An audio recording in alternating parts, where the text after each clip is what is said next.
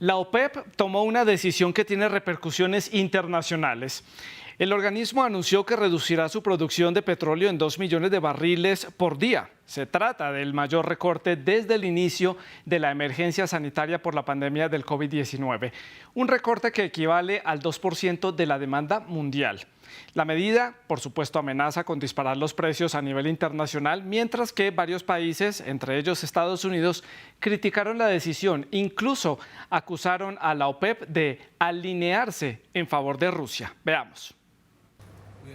El mayor recorte de la oferta petrolera desde mayo de 2020. En su primera reunión cara a cara desde la pandemia de COVID-19, la Organización de Países Exportadores de Petróleo y sus aliados anunciaron que van a reducir su bombeo de petróleo mundial en 2 millones de barriles diarios a partir de noviembre, un 2% de la demanda global. Según la organización, la decisión busca contener la caída de los precios del petróleo y brindar seguridad al mercado energético. No estamos poniendo en peligro los mercados energéticos, estamos brindando seguridad y estabilidad a los mercados energéticos. Los representantes de la organización fueron cuestionados y algunos señalan que la decisión sería una especie de cooperación con Rusia, una acusación que rechazaron. Muéstrame, ¿dónde está el acto de beligerancia? El anuncio de este recorte ha tenido consecuencias inmediatas, impulsando el alza de los precios del barril de petróleo. El Brent alcanzó un máximo de $93,96, nivel que no conseguía desde el 15 de septiembre. Por su parte, Estados Unidos criticó la decisión, catalogándola de cortoplacista y partidista. Mire, está claro que la OPEP+ se alinea con Rusia con el anuncio de hoy. Y así, al tomar esta decisión, va a tener un efecto en los países de ingresos económicos bajos y medios. El anuncio se da en un contexto complejo para la energía a nivel mundial. La invasión rusa de Ucrania disparó los precios a máximos de casi una década. Un panorama al que se le suma la prohibición europea sobre la mayor parte del petróleo ruso. Y se enmarca como una negativa ante los pedidos occidentales de que la OPEP produzca más combustible.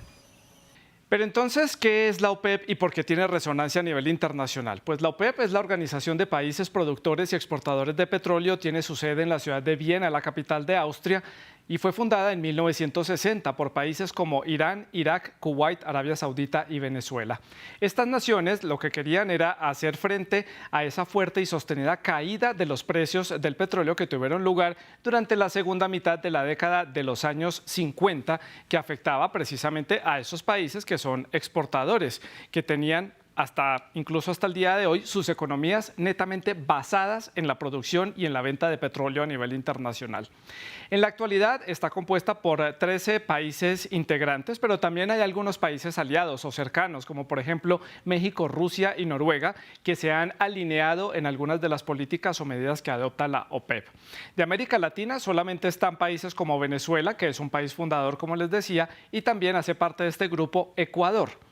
La misión principal de este organismo es defender los precios del petróleo, aunque algunos países señalan a la OPEP de ser verdaderamente un cartel de países que buscan sus beneficios en cuanto a los precios del petróleo. Lo cierto es que sus decisiones tienen impacto a nivel internacional. ¿Cómo está entonces el contexto internacional para que la OPEP haya tenido que tomar esta decisión? ¿En qué se basa el presidente de Estados Unidos, Joe Biden, para decir que la OPEP se está alineando con Rusia para darle un respiro ante las sanciones internacionales que ha recibido por la invasión a Ucrania? ¿Cuál es el efecto inmediato de la reducción de la producción a nivel internacional? Porque eso se ve reflejado en el bolsillo de todo el mundo. ¿Quién gana y quién pierde? Lo vamos a analizar en esta edición del debate, y para conversar sobre este tema saludamos a Ramses Pich. Él es asesor de asuntos energéticos y económicos, se conecta desde la ciudad de Villahermosa en el estado de Tabasco en México, y desde la ciudad de Buenos Aires en Argentina se une a esta conversación Gerardo Rabinovich. Él es vicepresidente del Instituto Argentino de la Energía, General Mosconi. Ustedes, nuestros televidentes, también pueden ser parte de esta conversación, pueden dejar los comentarios y las preguntas a través de las redes sociales. Ya lo saben, estamos en Twitter, en Facebook y en Instagram. Nos encuentran como @eldebate_F24, @Santiluego, que es mi cuenta personal. Les recuerdo, la etiqueta es numeral El Debate F24. No olviden también que todos los contenidos de este programa ya están disponibles en podcast, en diferentes plataformas, en Apple Podcast, en Spotify, Deezer y TuneIn. Pues comienzo dándole entonces la bienvenida a Ramses, bienvenido al programa, gracias por acompañarnos hoy.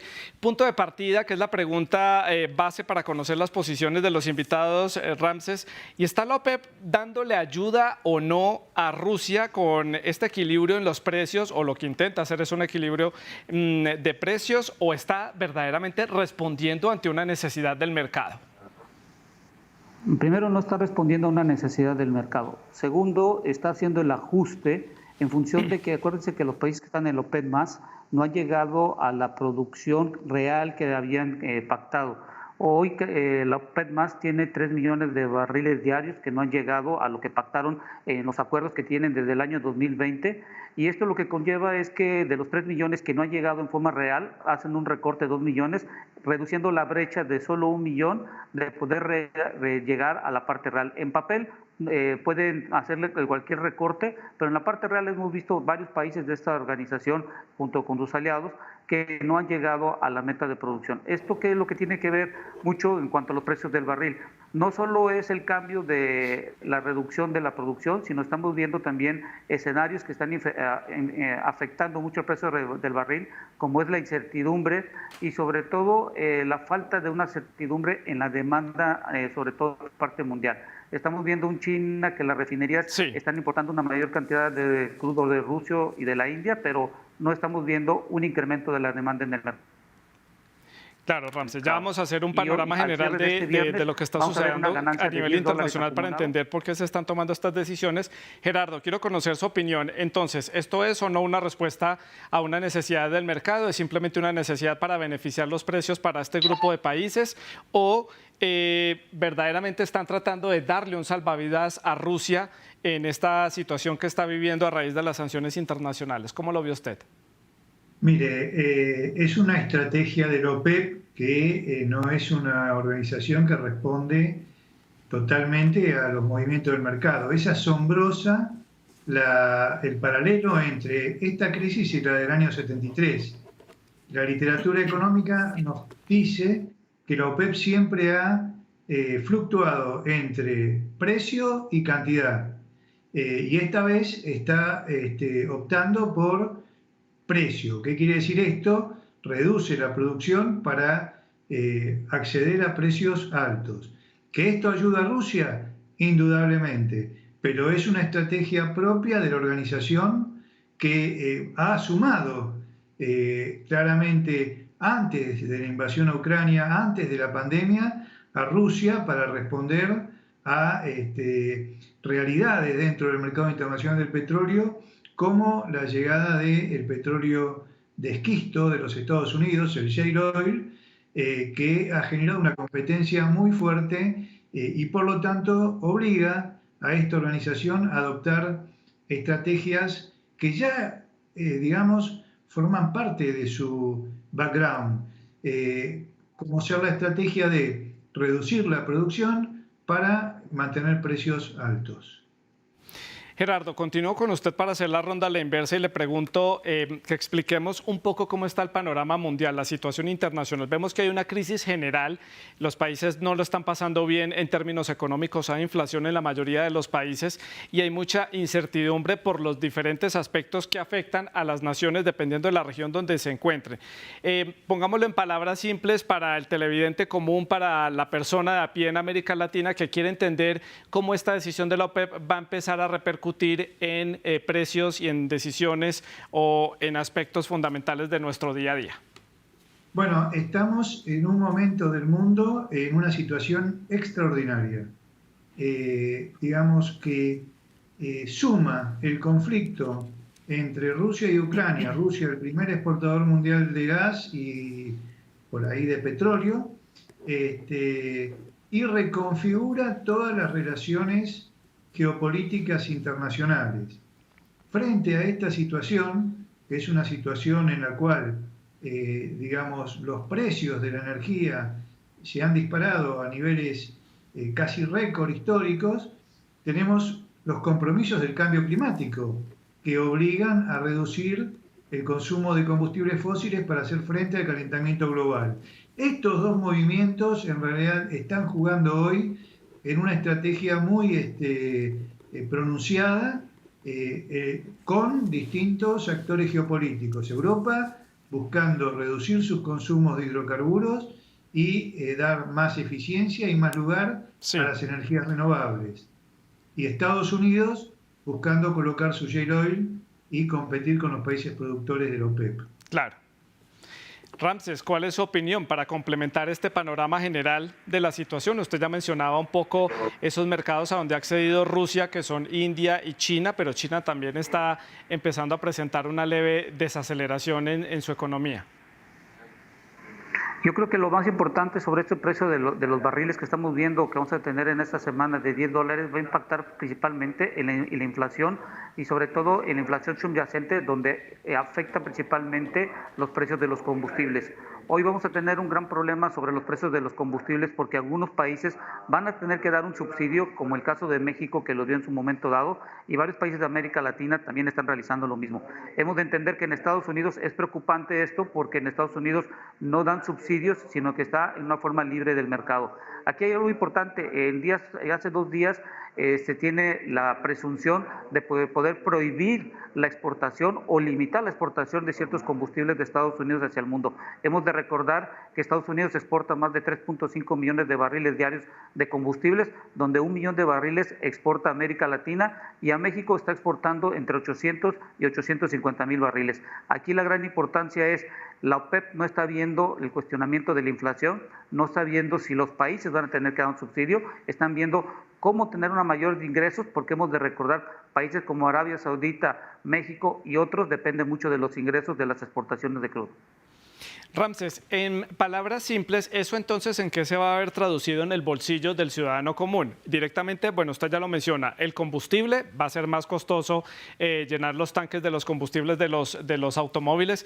Lo vemos en Estados Unidos, que ya hay muchas quejas, sobre todo en estados como por ejemplo California, donde el galón o el litro es sumamente costoso, y en otros países de Sudamérica, por ejemplo Uruguay, o en Centroamérica, Costa Rica, que tienen combustibles sumamente costosos y sin subsidios. Sí, y eso que acabas de comentar va a ser algo muy importante porque ya viene en ciertas zonas de América Latina también, no solo las gasolinas, combustibles, sino algunos que se utilizan para la calefacción. Ya estamos entrando en invierno y no solo los combustibles, el gas natural también va a tener un gran valor, porque acuérdense, sube el precio del barril y depende también cuánto pueda subir el gas natural. En cuanto a los combustibles, el individuo de a pie va a tener una gran duda, sobre todo en cuanto a la inflación, porque si va a tener una inflación alta en el país donde esté, las cosas van a costar más y al mismo tiempo el precio de los combustibles se está incrementando, y hoy vamos a tener un gran fenómeno que en todos los años se tiene, es si al que tiene un salario le van a aumentar el salario de acuerdo a la inflación en enero, en febrero. Aquí va a depender cuánto es el poder adquisitivo que pueda tener el individuo en función del incremento de los combustibles, y en si su país no se controla la inflación, quiero ver si nos va a alcanzar el dinero o en febrero el dinero suficiente para poder subsanar cuando menos la canasta básica, o movernos o transportarnos de un lado a otro, o simplemente el transporte público, ver si no hacen un ajuste en los países donde se tenga que incrementar el precio de combustible. Bueno, pues ahí está la advertencia y la sugerencia para todos, a tener cuidado con los gastos, previendo un poco lo que va a ser el final de año y lo que va a ser el inicio del 2023, que sin duda alguna entonces esto va a repercutir en la capacidad de compra que vamos a tener con nuestros salarios en la región en general, por el panorama que están explicando nuestros invitados.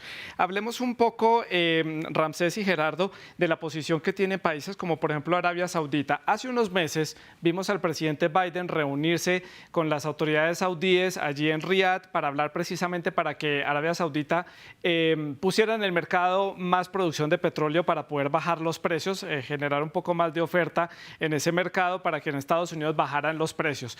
Y ahora pues la producción la reducen, como desconociendo todo lo que habían pactado con Estados Unidos. ¿Cómo entiende uno la necesidad de Arabia Saudita, que le toca jugar a las dos bandas, o por qué esta toma de decisiones, Gerardo? Bueno, el contexto geopolítico es completamente distinto. Arabia Saudita ve a los Estados Unidos como un competidor.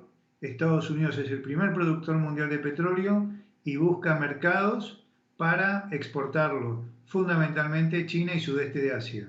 En este contexto se explica la creación de la Organización de Países Exportadores de Petróleo Plus, incorporando a Rusia y a otros países productores de petróleo y exportadores.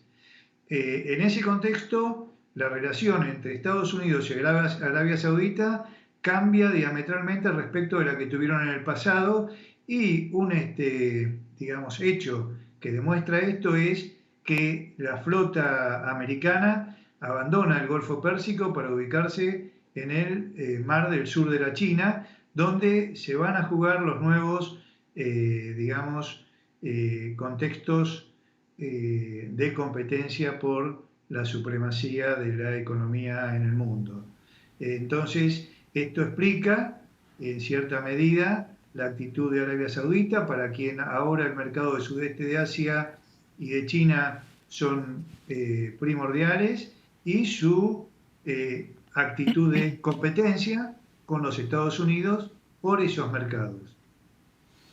Paso a preguntarle a Ramses sobre la estrategia que pueden seguir los países latinoamericanos para hacer frente a este aumento de los precios que claramente va a tener lugar a raíz de esta decisión.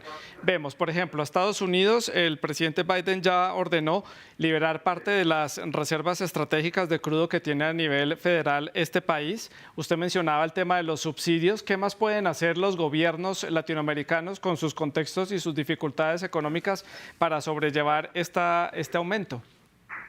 Bueno, lo más complicado sobre este aumento es que muchos de los países de América Latina dependen sobre todo del petróleo crudo que puedan tener en producción y que puedan cubrir sus refinerías. Pero muchos de los países de América Latina tienen ciertas importaciones, y mucho, podemos decirle, por ejemplo, el mercado mexicano importa casi el 70%. Aquí en Estados Unidos lo importante, como acabas de comentar, las reservas que tiene Estados Unidos hoy en día, que tenían programadas sacar 180 millones de barriles en los últimos meses, solo han sacado 155. Pero hay un dato muy importante: Estados Unidos hace un año producía 11 millones de barriles diarios y hoy han incrementado 1 millón de barriles. Yo creo que el presidente Biden y en Estados Unidos lo que van a hacer es incrementar 1 millón de barriles diarios, 13 millones de barriles diarios, limitar cierta cantidad de exportaciones, sobre todo de combustibles, no todos, y incrementar el aumento de las exportaciones. Hoy Estados Unidos está exportando alrededor de 3.5 millones de barriles diarios, y con esto lo que va a hacer Estados Unidos es: mantengo mi producción de 12 millones de barriles diarios, mando a las refinerías con cierto límite de importaciones, y 1 millón de barriles voy a tener disponible para estar enviando a nuestras reservas y mantenerlas. Creo que Estados Unidos tiene una gran parte de la batuta de cómo puede controlar el precio del mercado. La pregunta aquí es cuánto le va a durar, porque el problema es que antes del verano, en el 2023, tiene que tener altas las reservas y tener ciertos volúmenes de almacenamiento, tanto de gasolina y diésel, para no tener y no sufrir consecuencias en la época de más conducción en verano. Claro, y teniendo en cuenta que el invierno ya está a la vuelta de la esquina para el hemisferio norte. Gerardo, su opinión sobre este tema, sobre qué pueden hacer los países latinoamericanos entonces para sobrellevar esta situación. Para la Argentina esta situación es un golpe muy fuerte. La Argentina tiene serios problemas económicos y en el corto plazo, como importador de gas fundamentalmente, a pesar que estábamos hablando de petróleo, el gas sigue los precios del crudo. Esta situación le va a producir una grave situación económica acompañada de déficit fiscal e inflación que no puede bajar. Hay otros países que tienen otros incentivos. Por ejemplo, Brasil hoy es uno de los primeros productores de petróleo de América Latina y lo ve también como una oportunidad para exportar petróleo y aumentar el ingreso de divisas. Venezuela también está negociando, aunque parezca mentira, con los Estados Unidos para incrementar su producción y mitigar el impacto del corte de la producción de los países de la OPEP. La situación en América Latina es un poco variada, pero para simplificar, históricamente esto ha ocurrido, este tipo de situaciones producen inflación, golpean el bolsillo de los consumidores, producen inseguridad de abastecimiento energético e incertidumbre en el futuro. Por lo tanto, frente a esta situación, cada uno de los países de América Latina tienen que elaborar las políticas adecuadas para disminuir su vulnerabilidad energética, y en cierta medida su dependencia de las importaciones o de las exportaciones en el caso de aquellos países para los cuales el petróleo es la principal fuente de ingresos. Ramses, Gerardo, estos escenarios a los que nos estamos enfrentando en este momento, vuelve a decirle a los gobiernos y a las autoridades que es necesario ponerle velocidad a la transición energética y al uso de energías limpias y dejar los hidrocarburos o los derivados de petróleo, buscarles algún sustituto. A la región de América Latina esta transición le ha costado un poco. Europa nos lleva mucha ventaja, pero justamente la crisis que están viviendo en este momento les ha llevado a tener que revertir algunas de las medidas y avances que ya tenían. Vuelve a quedar esto sobre la mesa. ¿Qué tanto se puede avanzar o acelerar en esa transición para evitar estos escenarios en donde se afecta toda la economía en general? Ramses, su opinión. Yo creo que la transición energética y sobre todo utilizar combustibles alternativos o migrar a la parte eléctrica, creo que está en un momento ahorita de stand-by, no vamos a ver una movilidad tan rápido, y lo importante aquí es ver de aquí al año 2025 de todos los países que van a entrar en cierto periodo de recesión en los próximos 2 trimestres, observar cuáles de ellos van a salir en forma rápida, cuáles van a controlar la inflación. Ya estamos viendo países como Canadá, Estados Unidos y algunos de la Comunidad Europea que ya están controlando la inflación, no la están bajando, están controlando, la tendencia al alza la están bajando, y todos aquellos países que puedan controlar la inflación, reducir la caída, salir de la recesión lo más rápido posible que viene en los próximos meses, estos son los que van a poder tener una transición acelerada. Los países de América Latina tenemos un gran problema porque muchos de ellos dependen sobre todo de las exportaciones que se venden del crudo, porque gran parte de los ingresos de las administraciones dependen de esto. En México anteriormente era el 30%, hoy es el 18%. Venezuela sabemos que depende mucho de las exportaciones que está realizando. Estamos viendo otros países de América Latina como Ecuador, Colombia, Bolivia y todos los países que hoy en día dependen de las exportaciones, tienen algo muy grande y una gran incertidumbre. El problema aquí es que dejar algo bien en claro.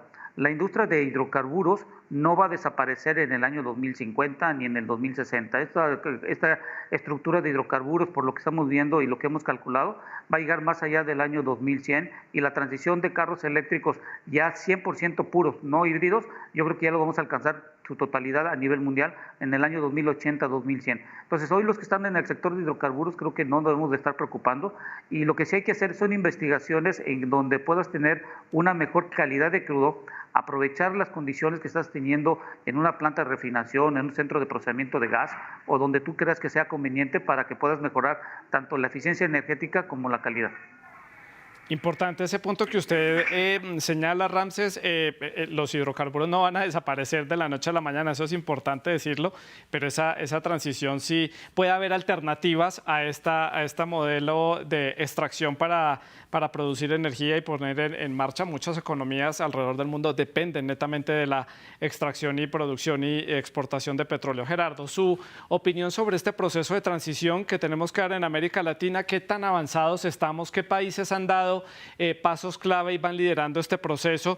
Y bueno, no sé si vale la pena compararnos con algún país europeo que esté en algún paso más o menos igual al de nosotros, como para entender en qué nivel estamos, o Europa está muy adelantada. No nos podemos comparar con ningún país europeo, pero la matriz energética, por lo menos de América del Sur, es de las más limpias que hay en el planeta. Gran componente de hidroelectricidad y un avance muy fuerte de las energías renovables no convencionales como eólica y solar. Por lo tanto, está en una buena situación América del Sur para encarar la transición energética. Centroamérica también lleva una buena delantera. Costa Rica es un país limpio, Uruguay es un país limpio en América del Sur, y la historia nos ha mostrado, haciendo el paralelo que mencionaba al principio, que estas crisis y este salto de los precios del petróleo son el origen de la sustitución de combustibles, de fuentes de energía y de formas de consumo. Por lo tanto, América Latina está en una buena posición para encarar este proceso y para disminuir su vulnerabilidad energética, aunque ciertamente y en eso tiene mucha razón Ramsés, nunca, o por lo menos en el mediano y largo plazo, la industria petrolera va a dejar de seguir funcionando, la inercia se mantiene, pero las nuevas tecnologías ya comienzan a desplegarse y las necesidades del cambio climático, los eventos extremos que se están produciendo, sequías, inundaciones, huracán, etcétera, obligan a acelerar este proceso de transición, aun cuando se siga consumiendo, pero en menor medida, combustibles fósiles. Viendo entonces el panorama, uno ve que América Latina va a tener dificultades, subirán los precios, la inflación, va a haber diferentes aspectos afectados por esta decisión de la OPEP, pero la región tiene formas de abastecerse de petróleo, garantizar reservas y de mantener ciertas reservas de petróleo. Pero ¿qué hay, por ejemplo, de Europa, que está en una coyuntura muy difícil para abastecerse de petróleo? Son muy pocos los países que en el continente europeo producen. Bueno, está Noruega, está Escocia en el norte y hay algunos vecinos que entonces en este momento se deben de estar frotando las manos. Ramsés, por ejemplo, Argelia, Azerbaiyán, me atrevería a meter en la lista también Turkmenistán, que produce muchísimo gas, pero entonces, ¿qué le puede esperar a Europa? Si ya estaban caros los precios de la energía, ¿ahora qué se puede esperar? Bueno, yo creo que en Europa hicieron una estrategia muy buena, considerar el gas natural como una energía renovable, por así llamarlo, limpia, la están considerando, que no produce tantas emisiones de dióxido de carbono si fueran, como el ejemplo, el carbón. Y lo segundo es, por ejemplo, en el Reino Unido ya liberaron la restricción que tenían de la perforación en formaciones de Shell, que es la misma formación que Estados Unidos hoy produce más de 8 millones de barriles diarios y también tiene más de 90 mil millones de pies cúbicos de producción diaria.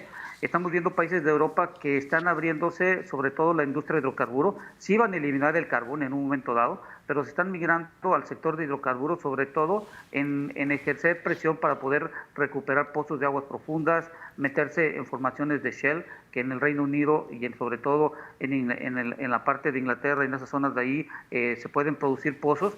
Y esto es muy importante porque Estados Unidos, al ser un aliado del Reino Unido y ver que Estados Unidos tiene bastante información, porque desde el año 2010 han empezado a perforar este tipo de formaciones. Ellos tienen más de 900,000 pozos produciendo hoy en día los 12 millones de barriles diarios y los más de 120,000 millones de pies cúbicos.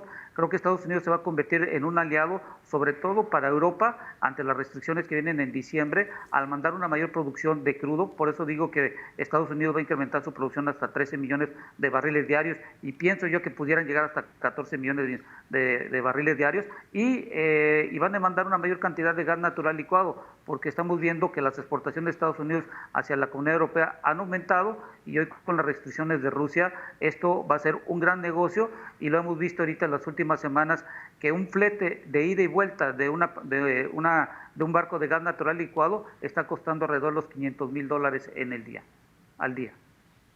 Sí, son otras cifras que difíciles de comprender lo que vale toda esta industria y lo que significa para los países poder abastecerse.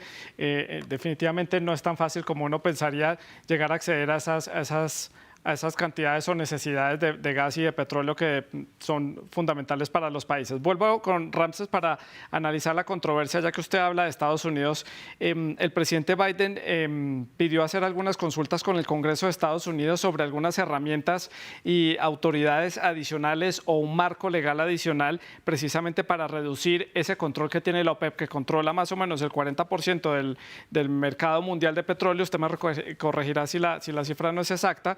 Pero para quitarle tanto poder, y Estados Unidos, como usted dice, está en una posición favorable en este momento, ¿podría pasar a controlar un poco más en el mercado? ¿Qué piensa usted? Si aumenta la producción hasta 14 millones de barriles diarios, sí, porque podría sustituir los 2 millones de barriles diarios que está haciendo el recorte de la OPEP en este momento. Estados Unidos lo hizo en un año, yo creo que podría hacerlo lo más rápido posible. Hay muchos pozos que todavía en Estados Unidos no están terminados y esto podría incrementar una mayor producción. Y hay que dejar algo muy claro, Estados Unidos quiere tener una reactivación económica y más o menos empleos directos en el sector de hidrocarburos que se tiene en Estados Unidos son de 2.5 millones de personas. Imagínense, solo en Texas hay empleos directos, más de 220,000 personas en forma directa en el sector de hidrocarburos. E imagínense si pueden aumentar 2 millones de barriles diarios. Hemos de recordar que en Estados Unidos más del 85% de la extracción de hidrocarburos es en tierra. Imagínense cómo no podría generar una escala económica en los lugares donde se hace una mayor cantidad de hidrocarburos. Lo vemos en la zona de Permian, que anteriormente habían salarios de $10,000 y hoy están viendo salarios de $70,000 hasta $120,000 en forma anualizada. Es ahí donde Estados Unidos está tratando de apostar, y hay que ver también Estados Unidos si va a liberar los permisos federales para poder seguir explotando en ciertos lugares que habían ciertas restricciones por parte del presidente Biden. Hay muchas estrategias, mucha incertidumbre, pero la realidad es única. Los hidrocarburos en el mundo se necesitan por las próximas 3 décadas. Y hay que tenerlos en el mercado y hay que seguir extrayendo del interior de la tierra para poder suministrar en los mercados. Pero eso en un escenario de un país como Estados Unidos, donde tiene una forma de producir, tiene el talento humano preparado para poderlo producir, extraer, exportar. Pero Gerardo, ¿qué hay de los países en donde no hay tanta capacidad? ¿Cuál es el peso político que esto le va a costar a los gobiernos de turno, que van a tener que hacer frente a los problemas económicos, a una ciudadanía inconforme, exigiendo medidas rápidas y drásticas para poder solucionar la situación? Va a haber mucha presión sobre los gobiernos de turno. Sí, y empezando por Europa, ¿no es cierto? Europa hoy está viendo la ruptura del paradigma de la Unión Europea. Hace un tiempo atrás con la salida del Reino Unido, pero ahora con mucha resistencia de muchos países a seguir el liderazgo de Alemania y buscando oportunidades para que esta crisis no los golpee de una forma muy cruenta. Este invierno en Europa va a ser muy complicado. En América Latina también el impacto es importante. La inflación, el acceso a la seguridad energética y el acceso a combustibles, a buen precio, va a ser complicado y ya en una situación económica con altos índices de pobreza, esta crisis va a ser muy difícil de afrontar con las herramientas que hoy tienen nuestros países para salir adelante, ¿no? Claro. Gerardo Ramses, ¿qué hay de Rusia? Un país que está con serias sanciones internacionales, le está vendiendo un poco más de su producción de petróleo a India y a China, pero ya estamos hablando de una desaceleración de China. Por primera vez en muchos años, China va a crecer por debajo del crecimiento del continente. Eso es un síntoma que preocupa mucho a los economistas. Le doy la palabra a Ramses para que nos explique el panorama ruso. Bueno, el panorama ruso es muy importante, sobre todo entender que Rusia está reduciendo la producción en función de las contracciones que están teniendo y las restricciones. Pero Rusia que en los últimos meses ha dado descuentos entre $30 y $25 por barril a China y la India. Esto les ha ayudado a mantener un volumen determinado de exportaciones a estos dos países. Aquí lo importante hay que dejarlo bien claro. Rusia, si tiene entre $55 y $60 el precio del barril, todavía sigue siendo una ganancia para ellos. Por eso estamos viendo que Rusia está esperando que el precio del barril se mantenga los próximos meses por arriba de los $95 para poder seguir ofreciendo los descuentos entre $25 y $30, y esto todavía le sigue beneficiando en los ingresos que va a tener Rusia. Aquí la pregunta no es que lo utilice el dinero para la invasión hacia Ucrania, la pregunta es, desde el punto de vista económico, ¿Rusia va a poder mantenerse en la certidumbre económica para el año 2023, destinado que no va a tener un flujo de efectivo ante las nuevas restricciones que acaban de salir hoy de la Unión Europea, en donde muchas de estas hay restricciones de personas de Europa que no pueden estar dentro de empresas rusas?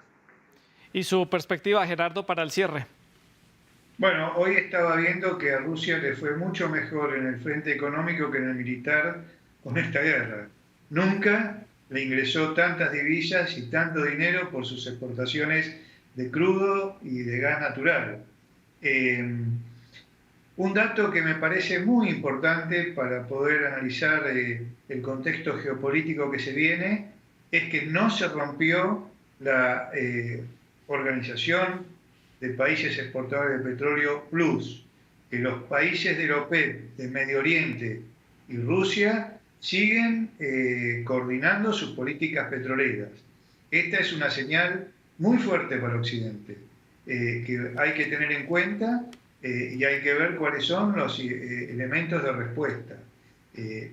Aquí, digamos, por un lado, podemos ver que se va a ver afectada Rusia por las sanciones económicas, pero por el otro hay un nuevo diseño del orden geopolítico mundial que hay que estar muy atento y ver cómo continúa. Que es justamente lo que estaba buscando el presidente Putin con esta invasión a Ucrania, era hacer un rompimiento en el orden internacional para forzar un escenario en donde ellos tienen un papel un poco más destacado y donde Estados Unidos no es el protagonista de la historia. Vamos a ver si eso les funciona, por lo menos con la venta de petróleo, tal parece que sí les está funcionando según lo que nos dicen ustedes. Ramses, Gerardo, les agradezco mucho por haber explicado este análisis, haber hecho este análisis y habernos explicado en palabras muy simples a qué es lo que nos vamos a enfrentar en los próximos meses en tema de hidrocarburos y de combustibles. Muchísimas gracias. Es todo por hoy. En nombre del equipo técnico les agradezco por la sintonía. La producción del programa estuvo a cargo de Pedro Ruiz y la producción de invitados estuvo a cargo de Tania Herrera. Muchas gracias por la sintonía. Sigan con France 24.